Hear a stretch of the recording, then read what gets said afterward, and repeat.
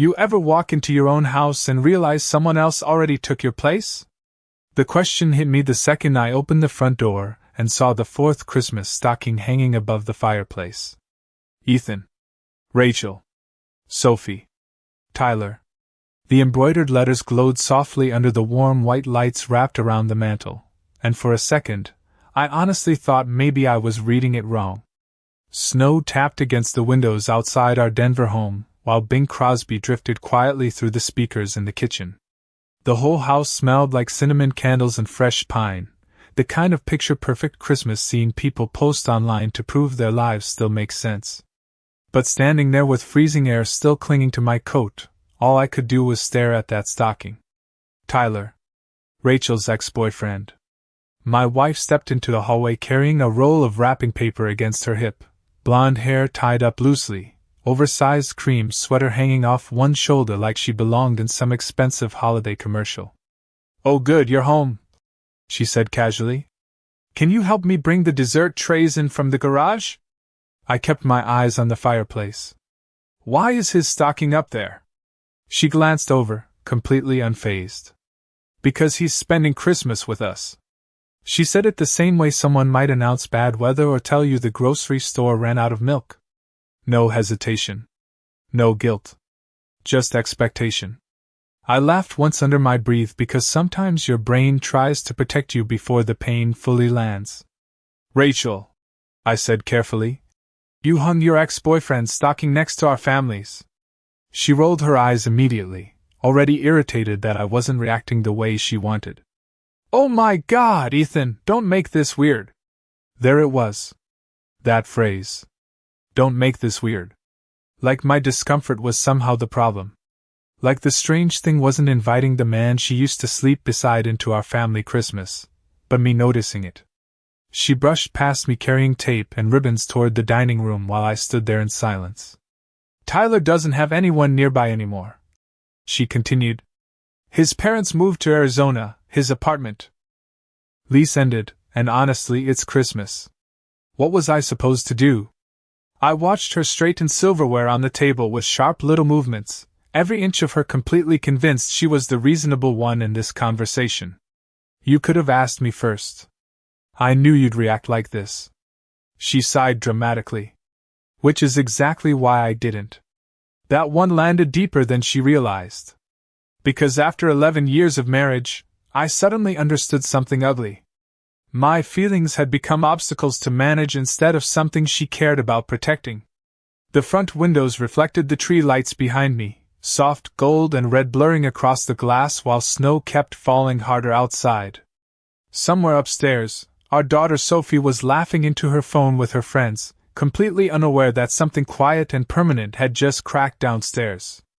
Rachel moved toward the kitchen island and checked her phone. A smile touched her lips instantly. Small. Automatic. Familiar. "Tyler's here," she said. Then she looked up at me, already defensive before I even spoke. "Please don't start anything tonight." I nodded slowly, even though my chest suddenly felt too tight for a full breath. "I won't." And the truth was, I meant it. Because standing there beneath the glow of our Christmas tree, staring at another man's name stitched into my family's holiday, I realized something cold and final. The loudest way to lose your marriage isn't through screaming. Sometimes it happens quietly, one small humiliation at a time, until one day you stop feeling like the husband and start feeling like the guest. Tyler arrived carrying a $70 bottle of wine and the kind of confidence that only comes from someone who still thinks the past belongs to him. Rachel opened the door before he even knocked twice, smiling wider than I had seen all week. Snowflakes clung to the shoulders of his charcoal wool coat while cold December air swept into the foyer behind him. "There he is," she said warmly, reaching up to hug him like he had just returned from war instead of a 20-minute Uber ride across town. I stayed near the kitchen island with a beer in my hand, watching. It happened through the reflection in the darkened window over the sink. Tyler spotted me and grinned immediately. "Ethan, man, good to see you." His voice carried that effortless ease some people mistake for charm. I shook his hand once. Firm. Brief. "You too." Sophie came downstairs in fuzzy socks and an oversized Colorado hoodie, and Tyler instantly switched into entertainer mode. "No way," he laughed. "You were like 9 years old the last time I saw you." "I was 10, Sophie corrected. "Close enough." Rachel laughed hard at that, louder than the joke deserved. The kind of laugh people give when they want someone to feel important. Christmas music drifted softly through the house while the dining room glowed gold beneath hanging lights Rachel insisted on buying from some overpriced boutique downtown. Everything looked warm, comfortable, familiar. But the strange thing about discomfort is how invisible it can be to everyone except the person carrying it. Tyler moved through the house like he already knew where everything belonged. He offered to open wine bottles, helped Rachel carry food into the dining room, told stories about college parties neither of them had mentioned in years. Every memory felt polished from overuse, like stones rubbed smooth in someone's pocket. "Remember that cabin trip in Estes Park?" Tyler asked while Rachel arranged mashed potatoes into a ceramic bowl. "You got us lost for like 3 hours." Rachel nearly doubled over laughing. "That was your fault, and you know it. Still got us home though." "Barely." I sat quietly at the end of the dining table, while they bounced old memories back and forth across the room like tennis players who never stopped practicing. Every once in a while Rachel would glance toward me, not because she felt guilty, but because she wanted reassurance that I was still behaving myself. That part hit harder than anything else. She expected me to absorb all this politely. Like tolerance was part of the marriage contract now. Dinner finally started around 7. Snow pressed softly against the windows while candles flickered across the center of the table. Tyler carved the turkey after Rachel handed him the knife. Without even thinking about it. That small moment should not have mattered. But it did. Because traditions are strange things. The person carving the turkey had always been me. 11 Christmases. Same seat. Same routine. Until suddenly it was not. Sophie noticed my silence first. "Dad, you okay?" she asked carefully. I forced a smile. "Just tired from work." Rachel barely looked up from her wine glass. "He always gets weird at the end of the year." Weird. That word settled into my chest heavier than I expected. Tyler chuckled awkwardly and changed the subject, but the damage stayed there anyway, quiet and permanent. Then came the moment that finally made the whole room tilt sideways. Rachel smiled at Tyler while reaching for her glass and said, almost absent-mindedly, "Honestly, you always understood me better than most people." The sentence floated gently across the table wrapped in candlelight and Christmas music. Nobody reacted right away. Not Sophie. Not Tyler. Maybe they thought it sounded harmless. But I felt something inside me go completely still. Because after years of marriage, you learn the difference between words people say casually and words they secretly mean. Rachel looked up and finally noticed my expression. For 1 second, something uncertain flickered behind her eyes. Then she covered it with another sip of wine. Outside, snow kept falling over our neighborhood in thick white silence while inside my own home, I realized I had never felt further away from my wife. After dinner, the house settled into that strange quiet Christmas always carries once the plates are empty, and the wine starts softening everybody around the edges. Sophie disappeared upstairs to FaceTime her friends while Rachel lit another candle near the fireplace, something pine-scented that mixed with the smell of leftover turkey and melting snow tracked in from outside. Tyler stretched comfortably across the couch like he had spent years there instead of hours. His shoes sat beside the coffee table. His drink rested on one of Rachel's expensive coasters. Small things. But marriage teaches you that small things usually become big things long before anyone admits it. I carried dishes into the kitchen while laughter floated behind me from the living room. Rachel laughed differently around him. Lighter. Younger somehow. The kind of laugh I had not heard directed at me in a very long time. I stood at the sink rinsing plates beneath warm water while their voices blurred together behind my back. The kitchen window above the sink reflected the room in broken pieces because of the snowfall outside. Christmas lights shimmered across the glass while Tyler leaned forward saying something low enough that I could not hear. Rachel covered her mouth, laughing. Then silence. The dangerous kind. The kind that makes you turn around even when you already know you should not. Tyler was holding up an old photo on his phone. Rachel moved closer beside him on the couch to look at it. Their shoulders touched naturally, comfortably, like muscle memory. "Oh my God!" she laughed softly. "I forgot about that night." Tyler grinned. "You almost married me after that trip." Rachel shook her head, smiling into her wine glass. "Maybe I should have." The words landed gently, almost playful. But some sentences do not need volume to destroy something. The room stayed still for half a second too long. Tyler gave a quick, awkward laugh, probably realizing too late how that sounded. Rachel looked toward the kitchen and saw me standing there holding a wet plate in my hand. Something unreadable flickered across her face. Not shame exactly. More like irritation that I had heard it. "Ethan," she said quickly, forcing a little laugh. "It was a joke." I nodded once because men my age learn there are moments when arguing only makes you look pathetic. "Of course." I dried my hands slowly with a dish towel while my chest tightened in that quiet, controlled way heartbreak sometimes arrives. No screaming. No dramatic explosion. Just pressure. Like something heavy settling permanently onto your ribs. Tyler stood up almost immediately afterward. "I should probably get going soon anyway," he said, suddenly careful with his tone. Rachel looked disappointed before she caught herself. "You do not have to rush." That part hurt more than it should have. Because I could not remember the last time she sounded disappointed about me leaving a room. Tyler finally grabbed his coat near the front door, while snow blew sideways outside beneath the porch light. Rachel walked him out while I stayed in the kitchen pretending to organize leftovers that did not need organizing. Their voices drifted through the partially open front door in soft fragments. Then Rachel laughed again. Quieter this time. Intimate. Familiar. The door finally closed a minute later. She stepped back inside, rubbing her arms against the cold. "You are being really quiet," she said carefully. I kept my eyes on the refrigerator shelves. "Just tired." She leaned against the counter, studying me like I was becoming inconvenient again. "You know none of this meant anything, right?" I almost answered immediately. But something stopped me. Because deep down, I realized the real problem was not Tyler. It was how easy it had become for my wife to make me feel replaceable. Rachel walked upstairs after a few minutes without another word. I heard the bedroom door close softly overhead, while the house settled around me in creaks and warm air vents humming against the winter cold.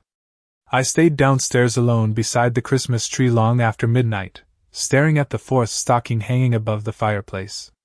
Tyler. The embroidery glowed softly beneath the lights while snow buried the neighborhood outside in silence.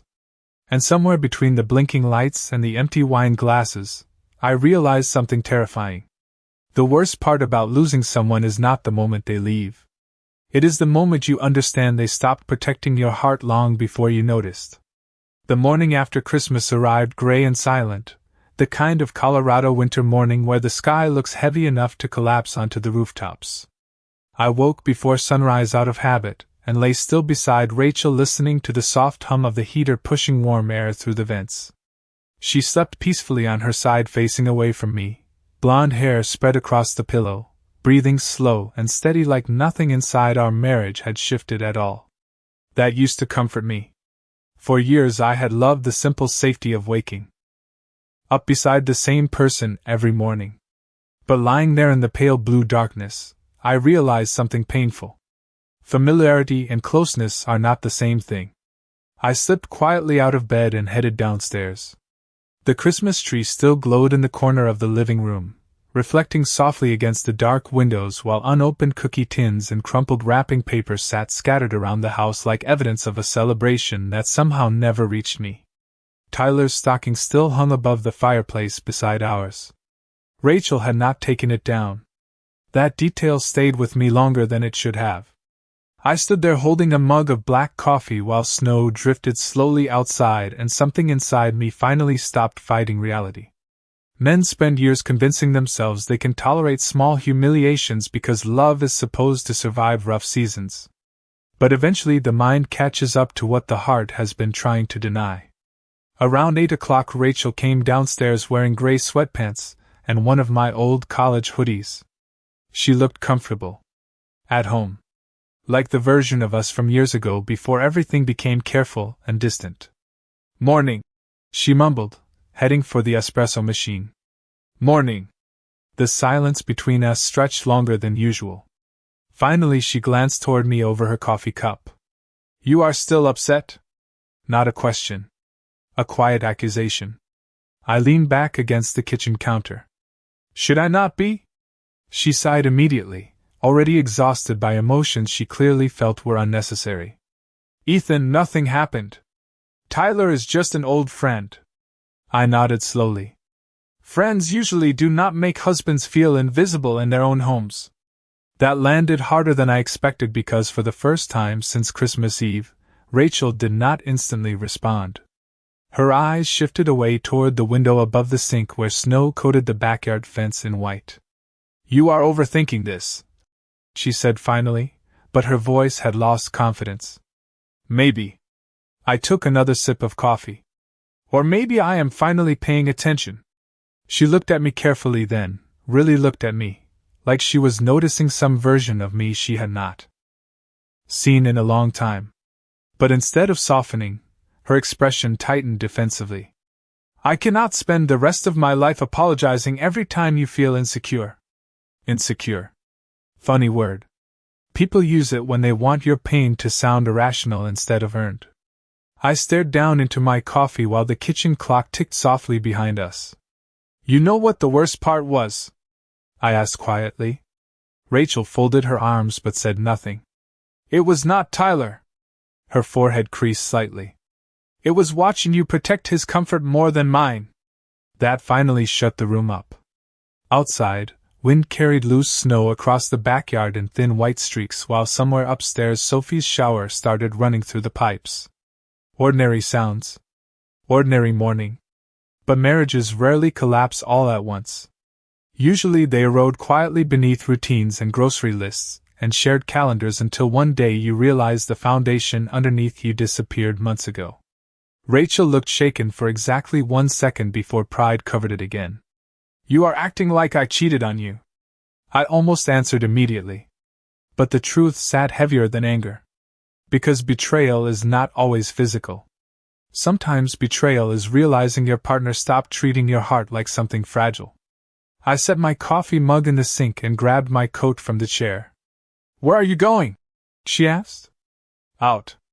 "Ethan." I paused near the front door but did not turn around. "I just need some air." Snow crunched beneath my boots as I stepped outside into the freezing morning. The cold hit hard enough to burn my lungs. But honestly, it felt better than standing in that kitchen pretending everything still fit together when deep down I already knew something inside our marriage had started dying long before Christmas arrived. Something changed in me after that morning, and Rachel noticed it before she understood it. The strange thing about emotional exhaustion is how quiet it looks from the outside. I still came home after work. Still paid bills. Still asked Sophie about school. Still carried groceries in from the garage while snow piled along the driveway in dirty white banks from the city plows. But somewhere underneath all those ordinary routines, I stopped reaching. That was the difference. I stopped trying to pull warmth from someone who treated my effort like background noise. The week after Christmas settled into a cold blur of gray skies and long evenings. Denver always feels suspended between holidays and reality during that stretch before New Year's. Neighborhood Christmas lights still blink across rooftops even while dead pine needles gather beneath living room trees nobody has energy to take down yet. Rachel moved through the house like she was waiting for me to return to normal. She kept expecting one big conversation where we would work through things and reset the emotional clock. But I did not have the energy for another circular argument where my pain somehow became evidence of my weakness. Instead, I got quiet. Not angry quiet. Worse. Detached quiet. I started going to the gym again before work, something I had not done consistently in years. 5:30 in the morning. Cold air cutting through the parking lot while the city still slept beneath pale blue darkness. The smell of rubber flooring and metal weights. Music low in my headphones. Nobody asking me to explain how I felt. There was something peaceful about lifting heavy things because at least weight in a gym made sense. At least there, pressure had rules. Rachel noticed the changes almost immediately. One night she walked into the kitchen while I was meal prepping grilled chicken and rice containers for the week. "Since when do you do this?" she asked, leaning against the counter. "Since now." She gave a small awkward laugh like she expected more explanation. "Okay." I nodded once and kept cutting vegetables. Silence stretched between us again. That silence started happening everywhere. In the car. During dinner. In bed. Especially in bed. Not physically. Emotionally. We slept inches apart but felt separated by something wider than distance. Rachel would scroll through her phone while television light flickered across the room, and I would stare at the ceiling thinking about how dangerous it is when a man stops arguing. Because arguing means hope still exists. Silence means the hope. Already left. Around 3 days before New Year's, I came downstairs one evening and heard Rachel laughing softly in the living room. Tyler's name flashed across her phone screen before she quickly lowered it. The movement lasted less than a second, but people notice strange things once trust starts cracking. "Tyler says his ski trip got cancelled," she said casually. "So he might come by for New Year's Eve too." I stood there holding my car keys while something inside me settled into place with frightening calm. Not pain this time. Clarity. Rachel watched my face carefully, waiting for the reaction she expected. Anger. Jealousy. Frustration. But I just nodded. "Do whatever you want." Her forehead tightened immediately. "Why are you acting like this?" That question almost made me smile because people get uncomfortable when they realize they lost emotional control over you. "Like what?" "Cold." I looked at her for a long moment. "No, Rachel. Cold would be pretending none of this mattered." Her expression shifted slightly then. Uncertainty. Maybe even fear. Because for the first time since Christmas started, she realized I was no longer fighting for her attention. And that changed the atmosphere in the house more than any argument ever could. Later that night I sat alone in the garage pretending to organize old storage boxes while snow tapped softly against the windows. My wedding photo sat tucked inside a plastic bin beneath old tax records and forgotten Christmas decorations. Rachel looked so happy in that picture. So did I. Funny how photographs freeze people before life teaches them who they eventually become. I stared at the picture for a long time before sliding the lid back onto the box.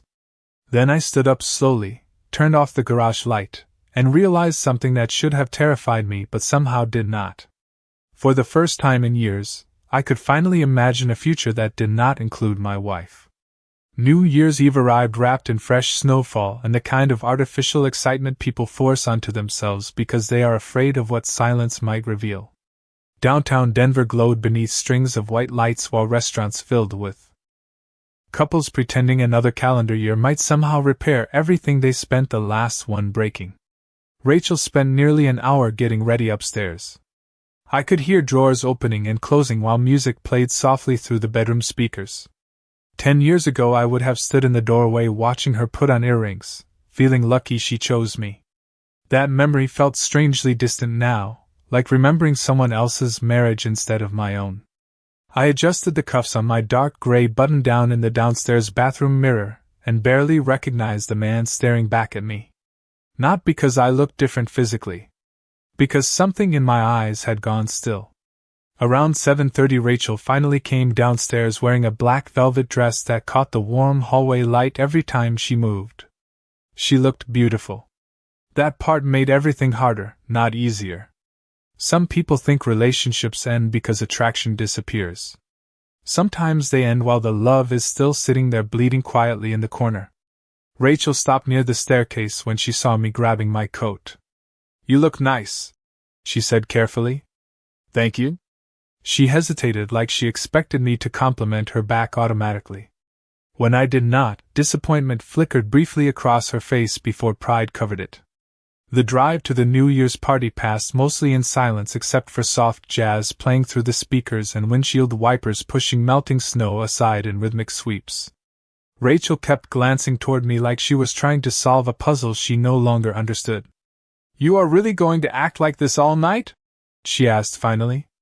I kept my eyes on the icy road ahead. "I am just tired." "You have been tired for a week." I almost laughed at that because emotional exhaustion is invisible until it starts affecting someone else. The party was at a modern townhouse owned by one of Rachel's coworkers near Cherry Creek. Warm lights spilled across crowded rooms filled with expensive coats, champagne glasses, and people talking too loudly over music. The air smelled like perfume, whiskey, and winter air trapped inside wool fabric. Tyler was already there when we arrived. Of course he was. He stood near the kitchen island laughing with a group of people while holding a drink in one hand. Rachel's entire posture changed the second she saw him. Brighter. Lighter. She touched my arm briefly before walking ahead toward the crowd. "There they are," Tyler said with a grin the second we approached. Rachel hugged him quickly while I stood there watching strangers mistake familiarity for innocence. "Ethan," Tyler nodded toward me. "Good to see you again, man." "You too." The conversation drifted around me after that. Stories. Work gossip. Ski trips. Rachel stood beside Tyler laughing at things that honestly were not that funny. Every once in a while somebody would look toward me expecting participation, but I had already mentally stepped outside the room. That was the strange part. I was no longer angry enough to perform hurt. Around 10:30 someone started a drinking game near the dining area while music got louder and people loosened into that sloppy emotional version of themselves alcohol always pulls forward. Tyler leaned casually against the counter beside Rachel and smirked toward me. "Still the quiet husband, huh?" A few people laughed lightly because they thought it was harmless teasing. Rachel gave him a quick look like maybe he had gone slightly too far. But she still smiled. That mattered. I stared at him calmly for a long second before taking a sip from my glass. "Some people get louder when they have nothing real to say." The room shifted slightly after that. Tiny change. Barely visible. But enough. Tyler laughed awkwardly and looked away while two of Rachel's coworkers suddenly became very interested in their drinks. Rachel stared at me in surprise because it was probably the first time in years she had seen me stop absorbing disrespect quietly. Midnight finally approached. The room gathered near the windows overlooking downtown while fireworks crews prepared across the city. People wrapped arms around partners. Champagne glasses lifted. Somebody started the countdown early. 10. 9. 8. Rachel moved closer beside me, her hand brushing lightly against mine for the first time all night. 7. 6. 5. The city lights shimmered across the snow outside while everybody around us smiled toward midnight like hope could be scheduled. 4. 3. Rachel turned toward me expecting a kiss. Instead, I stepped back slightly and looked at her with a calmness that finally frightened her. 2. 1. Fireworks exploded over downtown Denver in bursts of gold and white while the room cheered around us. I leaned closer just enough for only her to hear me. "I think Tyler already took my place." And for the first time all week, Rachel's face lost all color. The ride home from the party felt colder than the weather outside. Fireworks still flashed faintly over downtown Denver in my rearview mirror, while Rachel sat rigid in the passenger seat staring straight ahead like she was afraid to look at me now. The heater hummed softly between us, pushing warm air into a silence that somehow only grew heavier with every mile. After 10 minutes, Rachel finally spoke. "What was that supposed to mean?" Her voice sounded smaller than usual. Less certain. I kept my eyes on the highway while streetlights streaked across the windshield in long golden reflections. "You know exactly what it meant. Ethan, that was not fair." I almost smiled at that word. Fair. Funny how fairness only becomes important once the other person stops quietly accepting pain. "Was Christmas fair?"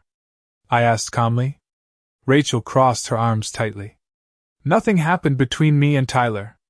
You keep defending something I never accused you of.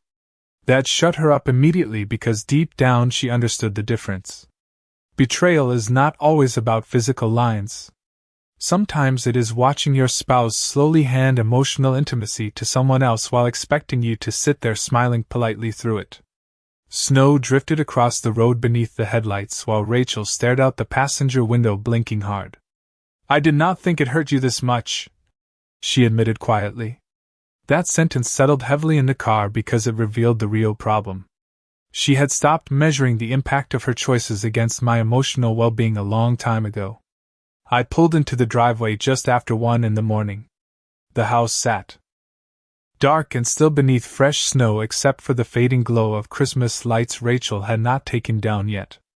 Inside, Sophie was asleep upstairs while the living room carried that stale after-party silence every house gets after midnight. Rachel followed me into the kitchen while I poured myself a glass of water. Can we please just talk about this? She asked softly. I leaned against the counter looking at her for a long moment. Her mascara had smudged slightly beneath tired eyes. She looked nervous now. Maybe for the first time all holiday season. But the strange thing about emotional damage is that once clarity arrives, sympathy becomes harder to access. I think we already did talk about it, I said quietly. You just did not listen.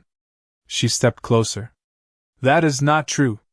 Rachel, you invited another man into our marriage emotionally and expected me to apologize for noticing. That is not what happened. Then why did it feel like I was competing for space in my own life? The room went silent again except for the soft buzzing of the refrigerator and wind brushing snow against the windows outside.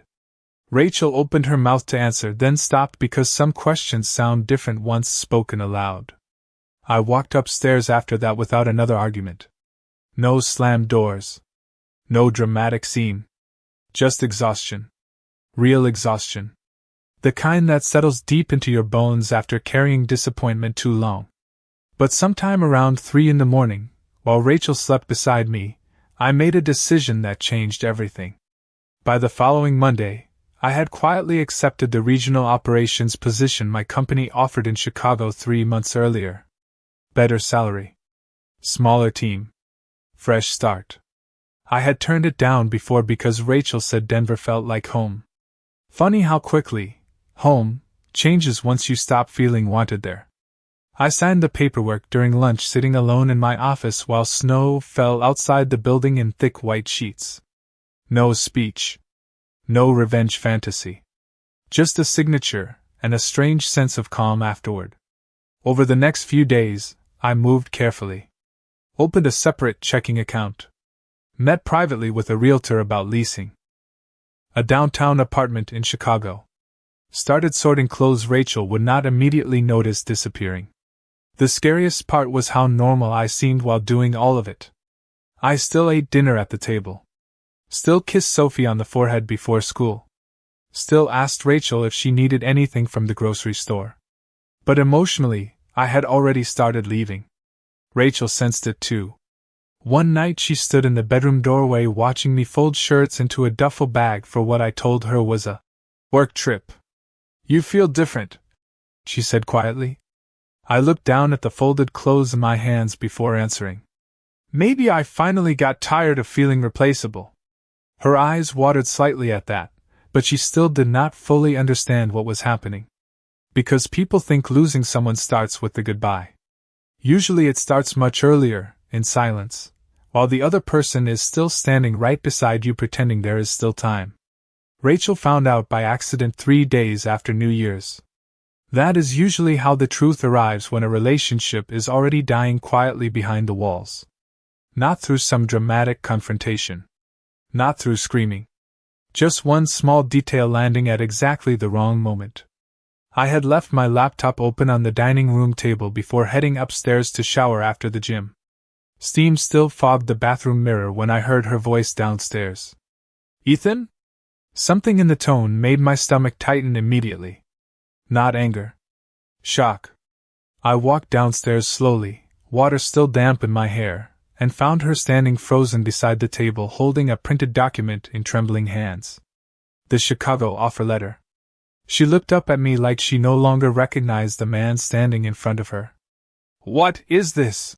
she asked quietly. I stayed calm because by then calmness had become the only thing holding me together. "A job offer. You accepted it?"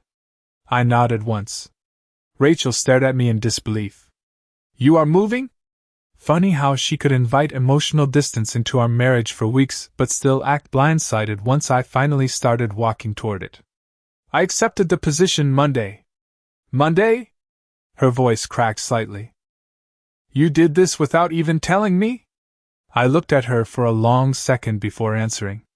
"You stopped making me feel included in this marriage a while ago, Rachel." That hit her harder than shouting ever could have. I watched her lower herself slowly into one of the dining room chairs like her legs suddenly felt unreliable beneath her. Morning sunlight spilled weakly across the hardwood floors while leftover Christmas decorations still sat untouched around the house. The tree remained standing near the living room window even though half the needles had already started drying out and falling onto the floor. Somehow that tree felt exactly like us now. Beautiful from a distance. Dead underneath. Rachel looked back down at the paperwork in her hands. "Regional Operations Director," she read softly. "Chicago." Her eyes moved lower. "Apartment lease confirmation. Start date. Relocation package." Every line pulled another layer of certainty out from under her. "How long have you been planning this?" she whispered. "Since New Year's." Her face tightened immediately. "Because of one stupid comment?" I almost answered right away, but the truth deserved more honesty than that. "No," I said quietly. "Because I realized I have spent years making myself smaller so you could stay comfortable." Silence filled the room after that. Real silence. The kind that forces people to finally hear themselves think. Rachel pressed her fingers against her forehead, while tears gathered slowly in her eyes. "I did not know you were this unhappy." There it was again. That same sentence people say when they mistake quiet suffering for peace. I leaned against the kitchen counter watching snow drift softly outside the windows. "That is because every time I tried to tell you something hurt me, you treated it like weakness instead of pain." Rachel shook her head quickly. "That is not true. You called me insecure for reacting to another man taking my place emotionally in my own home." Her breathing caught slightly after that because deep down she remembered every moment now. The stalking. The jokes. The laughing. The dismissals. All the little cuts people convince themselves are harmless until the person bleeding finally walks away.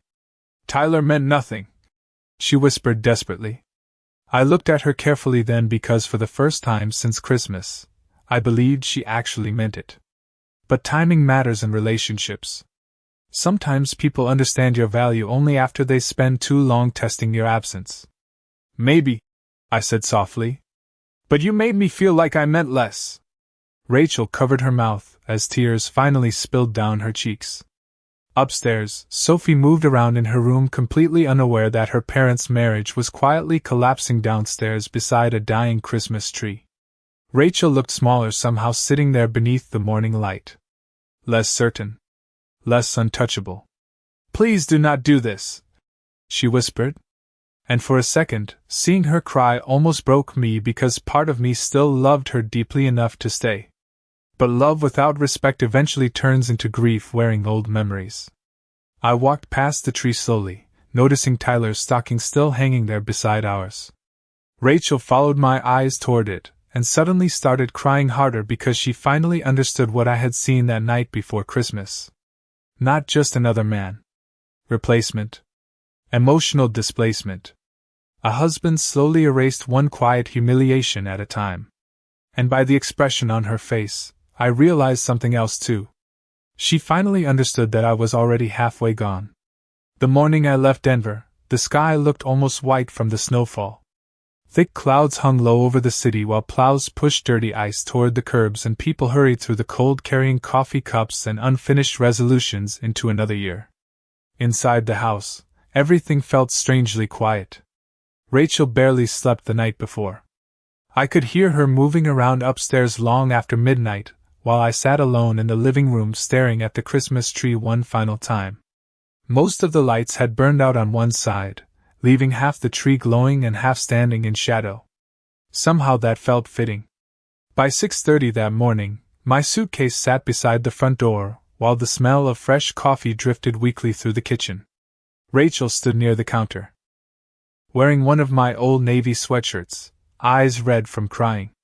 She looked exhausted in the way people do after finally realizing they ran out of time. Neither of us spoke at first. The heater hummed softly while snow brushed against the windows outside. Ordinary sounds. Last sounds.